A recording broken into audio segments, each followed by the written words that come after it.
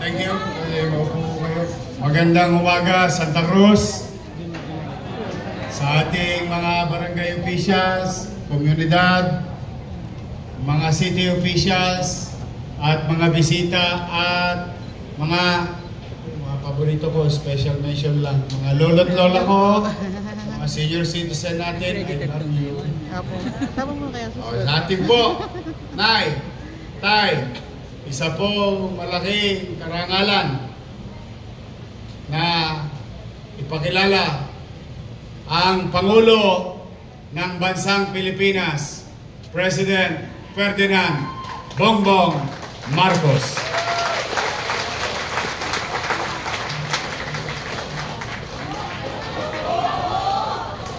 Salamat ulit sa iyong pagpakilala. At magandang tanghali po sa inyong lahat. Nagsiupo po tayo.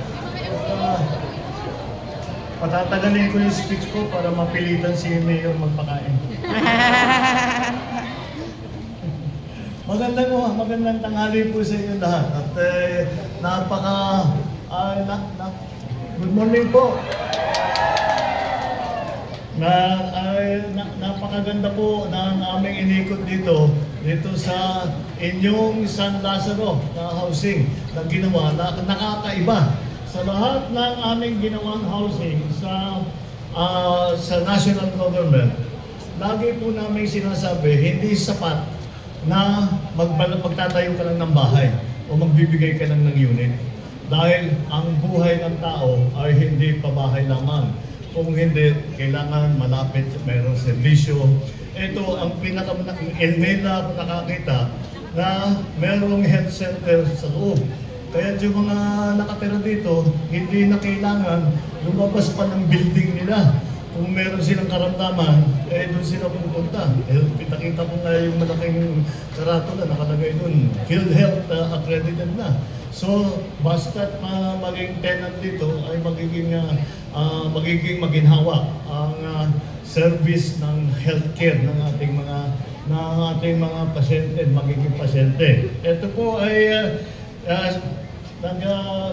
nais ko nagpunta ako rito para makihalo, pero ang katotohanan, we will share the credit, pero ang katotohanan gawain po ito ng Manila City Government. Pasalamat tayo sa Mayor, sa Vice Mayor, lahat ng City Council, dahil ginawa nila yung Manilang Urban Housing Ordinance na ginawang opisyal ang pabahay para sa mga mahihirap na Manila resident at empleyado ng gobyerno na salary grade 18 at pababa. Pagka nakita ng ibang LGU ito, gagayahin ito, asahan mo. Dahil napakagandang modelo itong ginawa ninyo. Ito ay bahagi ng tinatawag ng Maynila na in-city housing program. Nagsimula po ito, baka alam na ninyo, yung condominium. Yun ang nauna, condominium 1 and 2, sumunod na yung ginondominium, yung Pedro Hill Residence, yung dinadaan-daanan ng Skyway. Tapos San Sebastian Residence at saka yung Baseco Community. Yung po ang pinagdinaanan din po namin, galing din po kami sa Baseco Hospital para makita kung ano yung mga facilities para sa ating mga kababayan doon. At masasabi kong na ulit, napakaganda naman at maayos. At sa palagay ko, sa kagaya ng sabi ko doon sa Baseco, napakapalad ninyo na ang liderato ng lungsod ng Maynila ay talagang malapit sa tao, nauunawaan ang pangangailangan ng ating mga kababayan at hindi lamang nauunawaan kung hindi ginagawang kaagad ng solusyon.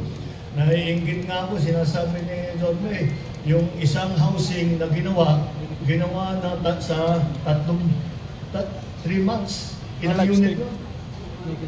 200 plus units. Panaginip lang sa amin nun sa LHA at saka sa Lizud na ganun kabilis. Kailangan na magpaturo kami sa inyo kung paano ginagawa yan. Ikaw na maging charge doon para mabilis ang kabahay. Kaya naman po, ay makikita natin na kapag magandang ugnayan ng local government, ng national government, andito po Land Bank, sila pong pondo nito. Muna nagsimula pa po ito nung pandemya. Kaya natapos din at ito ay makikita natin magiging napakahalaga ang ganitong klase mga pasilidad para sa ating mga kababayan na may pabahay at maraming mga serbisyo at inakyat pa namin, may swimming pool pa doon sa taas eh. Parang sabi, parang social para ako nasa Makati. Ako, parang hindi naman isipin na makakita tayo ng ganito sa socialized housing.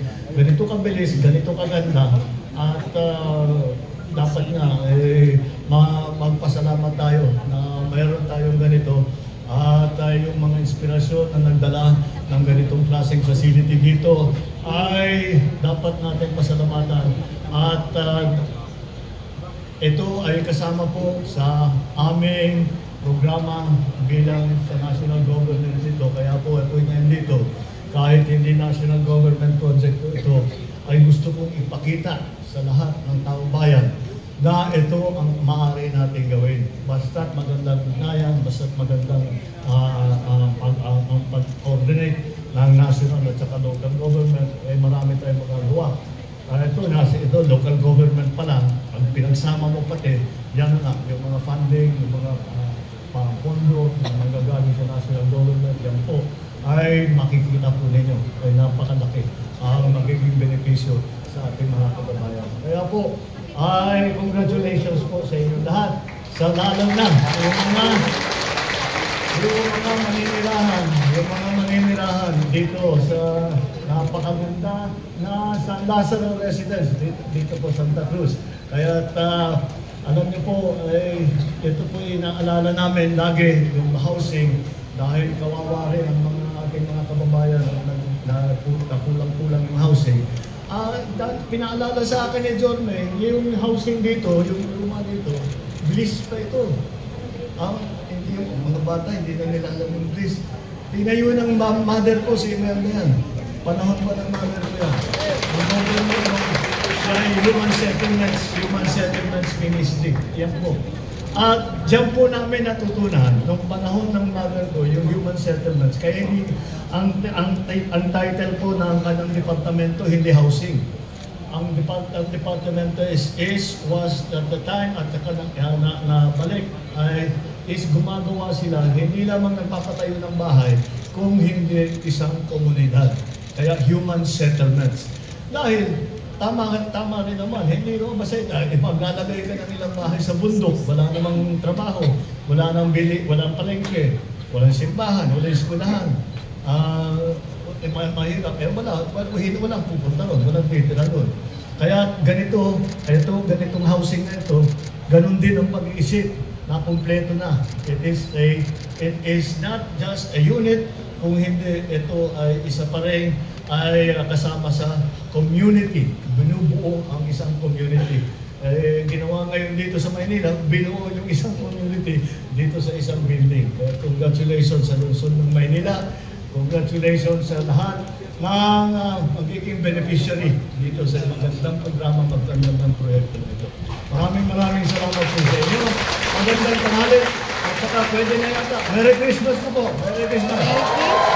Maraming salamat po, mahal na Pangulo. At sa puntong ito, dadako na po tayo sa ceremonial raffle of units na ating ipamamahagi ngayong araw. Hinihiling po natin sa ating mahal na Pangulo na pangunahan ito. Inaanyahan din po natin sa Mayor Isko at Vice Mayor Chi Atienza na samahan ng ating mahal na Pangulo.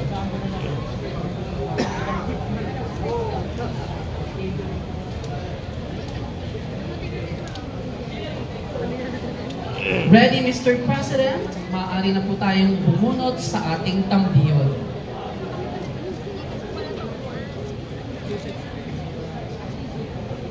At ang unang makakatanggap ng isang unit dito sa San Lazaro Residences ay si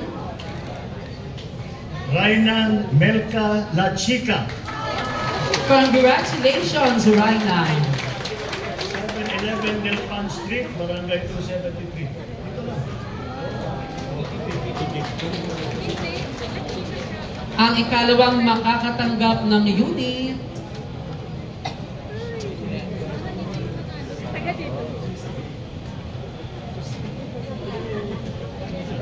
susunod, Helen Tianday Indino na 23 CP Garcia Street, Tondo, Manila, Barangay 120, District 1. Congratulations! Congratulations, Ma'am Helen! At ang ikatlong mapipili ng ating mahal na Pangulo na tatanggap ng unit ay si Evangeline Yambut Castañeda, 1225 Narciso Street, Barangay 847, District 6. Congratulations! Congratulations, Ma'am Evangeline! At maraming salamat po, mahal na Pangulo. Isa pa raw po. Dalawa pa po.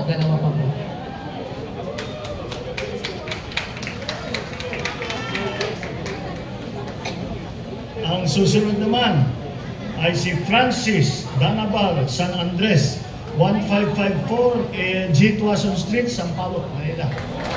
Congratulations po sa ating fourth winner. At ang panglimang mananalo ng unit mula sa San Lazaro Residences, Kusila ka dala.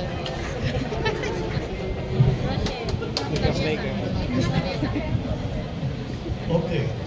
Ang sumunod naman, Emmeline Banatinsayaw, Valencia, number 30, Inter 15 Aguado Street, San Miguel, Barangay 642.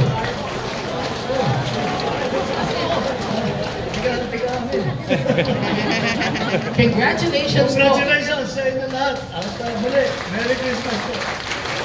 At maraming salamat po, mahal na Pangulo. Sa puntong ito, hiniling po natin sa ating mahal na Pangulo na maglili po sa ating stage para sa photo opportunity. Kasama po ang ating minamahal na Alkalde at Vice Mayor. Inaanyan po natin ang ating mga kasamahan from DBP,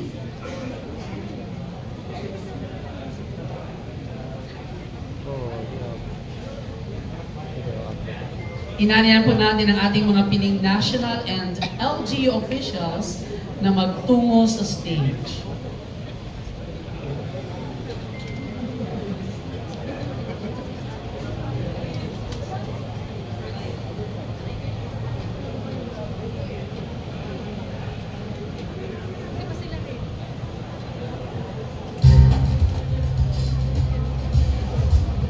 Tinatawagan din po natin ang ating mga department heads.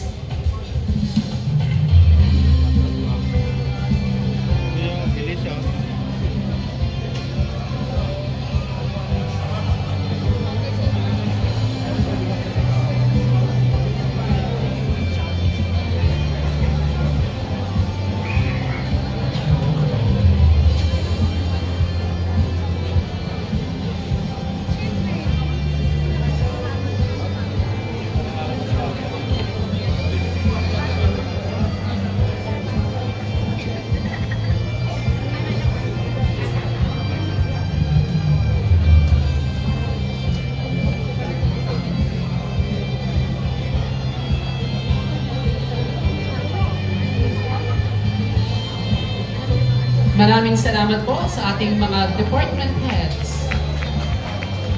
Tawagin po natin ang mga beneficiaries ng San Lazaro Residences. Maaari na po tayong umakyat sa stage.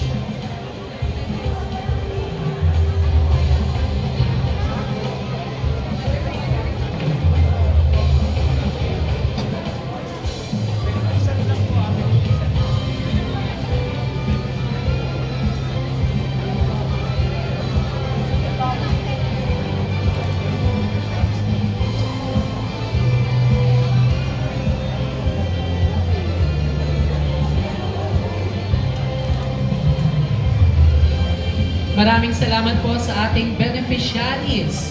Maaari na po tayong bumaba sa stage. At maraming salamat po, mahal na Pangulo.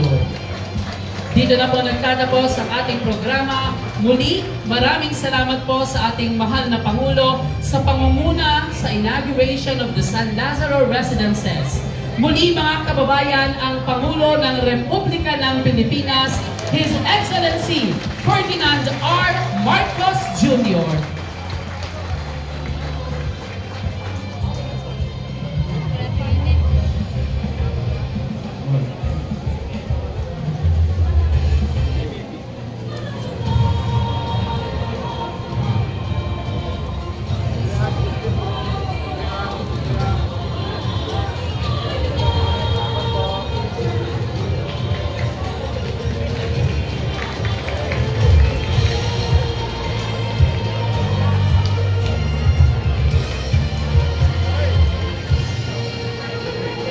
Muli mga kababayan, ang Pangulo ng Republika ng Pilipinas, His Excellency Ferdinand R. Marcos Jr.